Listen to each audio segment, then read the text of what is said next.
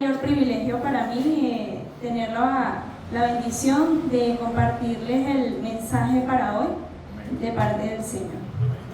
Quiero que comencemos buscando en nuestras Biblias Isaías capítulo 9 y leamos el verso 1 primero, pero vamos a mantener ese capítulo ahí abierto porque vamos a estarlo leyendo. ¿Ok? ¿Ya lo tienen? Capítulo 9, verso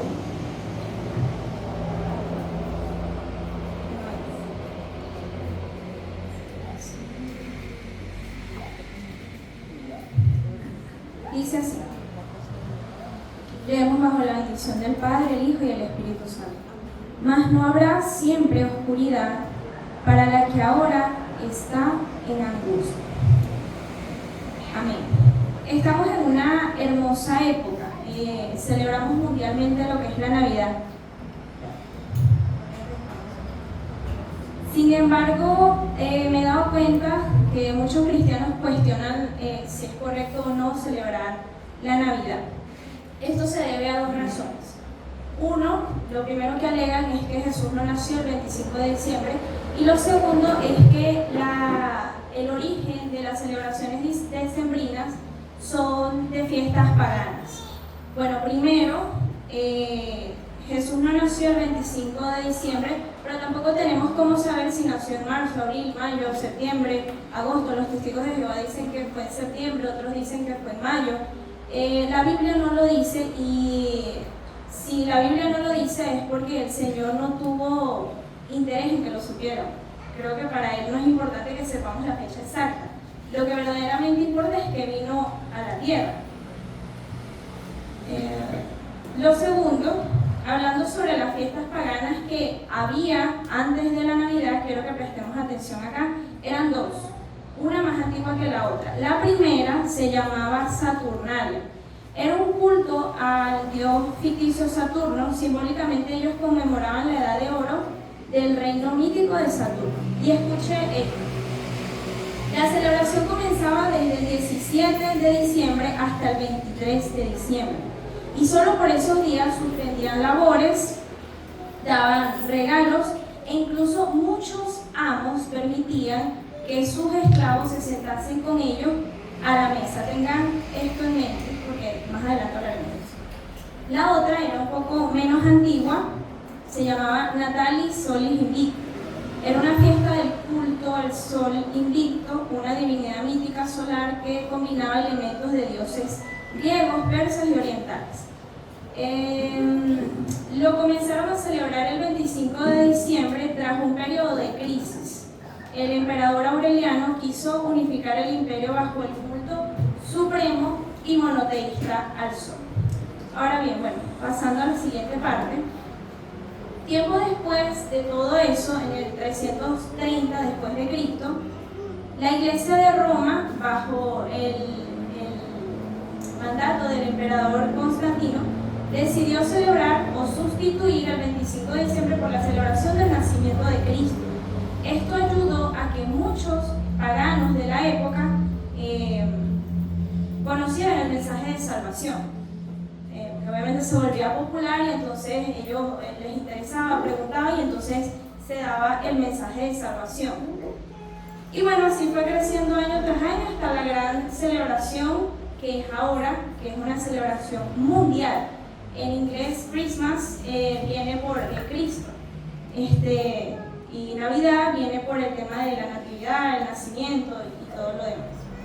Ahora, ¿por qué el 25 de diciembre? ¿Por qué la Iglesia de Roma en aquel momento no decidió hacerlo en una fecha que tal vez los historiadores de aquel entonces hubieran acercado más al verdadero nacimiento de Cristo? ¿Por qué el 25 de diciembre?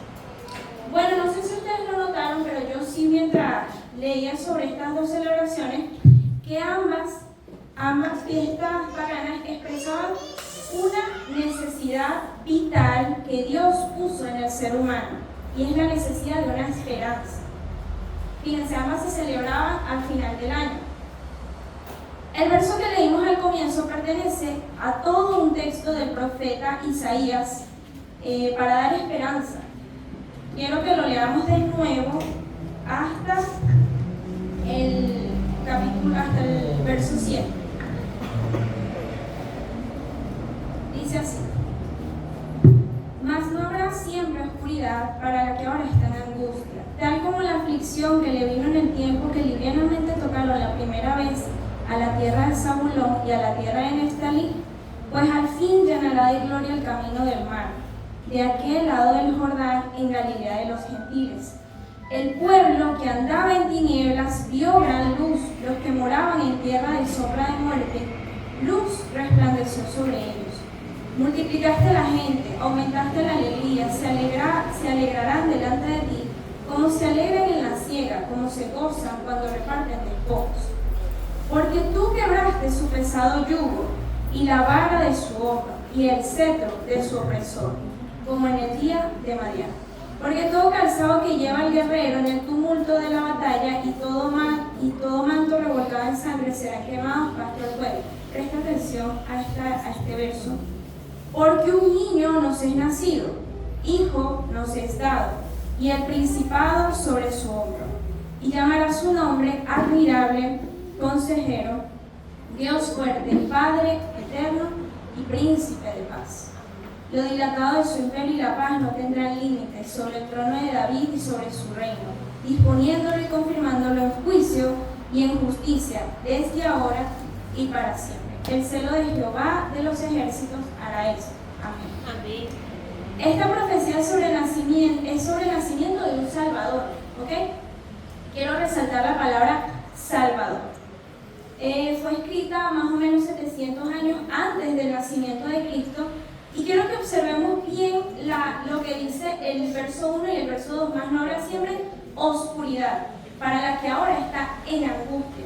El pueblo que andaba en tinieblas vio gran luz, los que moraban en tierra de sombra de muerte, luz resplandeció sobre ellos. No sé si notan las palabras que describen a este pueblo: oscuridad, angustia, tinieblas, sombra de muerte. Piensen en esto. ¿Quiénes necesitan a un Salvador? Nosotros. Y si le preguntases a un no creyente qué tipo de personas necesitan a un Salvador, te dirían pues alguien que está en peligro, ¿entiendes? Bueno, nosotros estábamos en un gran peligro. Isaías lo describe en pocas palabras: oscuridad, angustia, tinieblas y muerte. Y usted, bueno, tal vez se preguntará, como yo me pregunté en algún momento, qué tan grande era ese peligro en el que nosotros estábamos para necesitar que el Hijo de Dios descendiera del cielo a salvarnos, nada más y nada menos. Bueno, quiero que leamos lo que dice Romanos 6:23. Porque la paga del pecado es muerte, mas la dádiva de Dios es vida eterna en Cristo Jesús, Señor. Leamos también lo que dice Jeremías 2:22. Aunque te laves con lejia y amontones jabón sobre ti, la mancha de tu pecado permanecerá aún delante de mí, dijo el Señor. Nuestra condenación era muerte física y espiritual. Estábamos destituidos para siempre de la gloria de Dios, de estar cerca de Él. Separados por siempre de la presencia de Dios, es decir, separados de la fuente de luz, vida, bondad, alegría, verdad, todo lo bueno. Yo antes pensaba que el tema del infierno era más como, bueno, un lugar horrible y ya. Resulta que lo espantoso del infierno es que es un lugar con cero presencia de Dios. O sea, no hay nada de la presencia de Dios. Nosotros aún en este mundo que está bajo oscuridad, tenemos la presencia del Señor en nosotros, en medio nuestro, día a día. Y lo podemos ver en toda la vida que está a nuestro alrededor y en nosotros mismos y las cosas que pasamos, pues. Pero imagina un lugar con cero presencia de Dios. Creo que por eso Jesús lo describe como el lugar de crujir de dientes.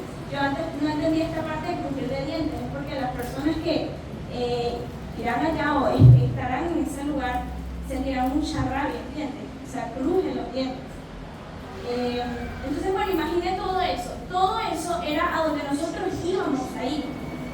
este gran peligro es de lo que el Señor nos salvó. Bien, ahora, es por esto que la única forma de salvarnos fue que el mismo Dios se hiciera hombre y pagase la deuda de toda la humanidad con su propia vida. Porque una vez yo le explicaba a los jóvenes, utilizaba esta analogía para explicar la mancha de nuestro pecado o nuestra ofensa. Cuando nosotros ofendemos a un oficial de tránsito o algo por el estilo, la ofensa es grande. Pero si nosotros utilizamos la misma ofensa con la que, quiero que presten atención acá, la misma ofensa con la que ofendimos al oficial de tránsito, lo utilizamos con un juez, la ofensa, el castigo es más grande, ¿cierto? Siendo esta la misma ofensa, ¿qué es lo que cambia? La persona a quien estamos ofendiendo. Ahora, si llevamos esta misma ofensa al presidente de, no sé, Estados Unidos, se vuelve aún más grande el castigo, siendo la misma ofensa. Porque cambia a quién estamos ofendiendo. Ahora, imagine que nosotros comparemos una ofensa muy, muy grande, porque el Señor ha visto todos nuestros pecados, intenciones y pensamientos, a un Dios infinito, eterno. ¿Cómo se vuelve la ofensa? Infinita. ¿Cómo se vuelve el castigo? El castigo es proporcional a la persona a quien estamos ofendiendo. Si a nosotros nos llevasen presos por ofender a un juez, seguramente el castigo sería más grave que por ofender a un oficial de tránsito. ¿Por qué? Porque la autoridad que tiene el oficial de tránsito o la autoridad que tiene el juez no es igual. Entonces, nuestra ofensa a un Dios eterno ameritaba un castigo justo, eterno. ¿Quién podría salvarnos a nosotros de este castigo eterno? Alguien igual al que hemos ofendido. Es por esto que Dios se hizo hombre y vino a la tierra y pagó nuestro pecado. ¿Cuál es la paga del pecado? Que leímos en Romanos 6:23, porque la paga del pecado es muerte. Entonces, este es el verdadero milagro. Quiero que leamos el verso 9 el verso 6 y 6 dice: porque un niño nos es nacido, hijo nos es dado. Más de 700 años después, Juan escribe en su evangelio: porque de tal manera Dios amó al mundo que ha dado a su Hijo unigénito para que todo aquel que en él cree no se pierda, mas tenga vida eterna. Ahora, tal vez algunos piensen que nos hemos desviado un poco del tema, pero no, continuamos hablando de la Navidad y de la esperanza. Ok. En el verso 7 de Isaías, por eso les dije que lo tuviéramos abierto, dice: lo dilatado de su imperio y la paz no tendrá límite sobre el trono de David y sobre su reino, disponiéndolo y confirmándolo en juicio y en justicia, ahora y para siempre. El celo de Jehová de los ejércitos hará esto.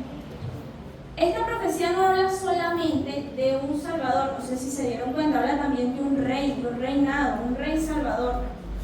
Escuché, y esto es súper importante, a mí me abre los ojos.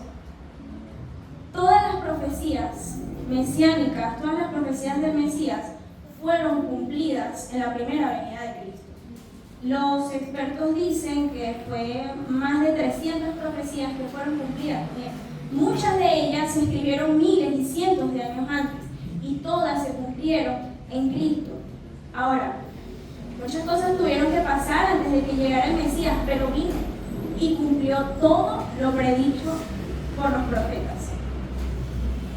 Escuché, del mismo modo que todas las profecías de la primera venida del Mesías fueron cumplidas, todas las profecías acerca de la segunda venida también serán cumplidas. Escuchen lo que dice Romanos 8:30. Y a los que predestinó, a estos también llamó, y a los que llamó, a estos también justificó. Recuerden lo que les explicaba hace un momento, que nuestra culpa era grande y al momento de nosotros llegar al cielo, lo único que nos haría entrar es que estamos revestidos de Cristo. La justicia de Cristo fue puesta sobre nosotros y nuestra culpa fue puesta sobre Él. Por eso Él murió. Ahora yo soy justo y nosotros somos justos delante de Dios por medio de la fe en Jesucristo. Y como su justicia fue puesta sobre mí, ahora yo heredo las promesas de Cristo, las que fueron dadas a mi Señor. ¿Y cuáles fueron estas promesas? Bueno, lo que leíamos en el verso 7. Lo dilatado de su imperio y la paz no tendrán límite. Es decir, va a reinar para siempre. Déjame un momento que me perdí. Ok, ahora recuerdan cuando hablamos al comienzo de las festividades paganas que estaban antes de la Navidad, nombramos a Saturnalia. Bueno, ellos por unos días, los que eran esclavos, sus amos les permitían sentarse a la mesa una vez al año. Esas personas debían esperar al próximo diciembre para sentirse libres, porque era solamente una vez al año. Y a los que celebraban Natalis Solis Invicti, ellos intentaron unificar un imperio bajo ese culto monoteísta al sol. ¿Y saben qué? Fracasó. Ahora, en contraste con nosotros y con todo lo que estamos hablando, nuestra fe y nuestra esperanza es verdadera. ¿Por qué la celebración del nacimiento de Cristo sobre el de la celebración al culto al sol fue tan poderosamente puesta y borró para siempre el culto al sol que era esa celebración? ¿Por qué? Porque nosotros tenemos fundamento, nosotros tenemos verdad. Y esa celebración se celebraba solo en esa parte, en esa región. La Navidad se ha venido a celebrar en todo el mundo. Esta celebración intentó unificar un imperio y fracasó un poquito de años después. Menos de 2 décadas después fracasó para siempre. En cambio, la Navidad o la celebración del nacimiento de Cristo, Cristo mismo ha unificado a su iglesia a nivel mundial. ¿Ok? Ahora, nosotros no dependemos de nadie para sentirnos libres, como pasaba en el lugar de estas personas que celebraban Saturnalia. Nosotros hemos sido declarados libres de toda condena y de todo pecado por Cristo. Amén. Nosotros no vemos la luz de la esperanza en diciembre, sino todos los meses y todos los días del año, sin importar qué tan oscura sea nuestra vida por los problemas. La luz de Cristo siempre brilla más fuerte. Miren, voy a utilizar esta analogía que leí en un sermón de Adrián Rogers. Él decía, si nosotros estuviésemos en un crucero y el capitán del crucero nos dice, vamos a navegar por un lugar donde hay está más despejado, exacto, el cielo está más azul, vamos a hacer un show con delfines y les vamos a dar más comida, pero no lo vamos a agregar a su cuenta. Ustedes pensarían, nosotros pensaríamos, uy, qué bueno, qué chévere. Pero la única condición es que no vamos a parar en ninguna isla, nos vamos a quedar navegando en el mar hasta que se acabe la comida, hasta que se acaben los recursos, nos moramos y luego hundimos el barco. Si nosotros nos dijeran eso, no importa qué tan bueno sea el show que estemos disfrutando en el momento, solo el saber el final que nos espera ya nos aterroriza. Ahora, en contraste o a diferencia de eso, nosotros los cristianos no importa si estamos pasando un momento maravilloso o horrible, porque nuestra esperanza es verdadera. ¿Entiendes? Entonces, por eso decimos, no importa si estás en un buen momento, la Biblia por eso nos dice, cante alabanzas al Señor. Y el que está afligido, ore. ¿Entiendes? Pero nuestra esperanza no está puesta en algo que se fuma, sino en algo que es verdadero. Si todo, por eso les decía hace un momento, si todo lo que fue predicho en Cristo sobre su primera venida sucedió, todo lo que se ha predicho de su segunda venida sucederá. Nosotros veremos al Señor descender en las nubes y seremos arrebatados con Él, los que aquí quedamos, y reinaremos juntamente con Él. Y sin duda de esto, y si piensa que esto es dudoso o no es tan verdadero, tiene alguna sombra de duda, lea la Biblia, investigue y dése cuenta cómo todo es cierto. La Biblia es lo más cierto que nosotros podemos tener. Y la segunda venida del Señor y su reinado en la tierra es lo más seguro que tenemos. Y eso debería llenarnos de esperanza. Ahora, para culminar, ya que estamos hablando de la luz de la esperanza, quiero que leamos todos juntos Apocalipsis 21, del verso 1 al 7. Cuando lo tengan, miren a mí.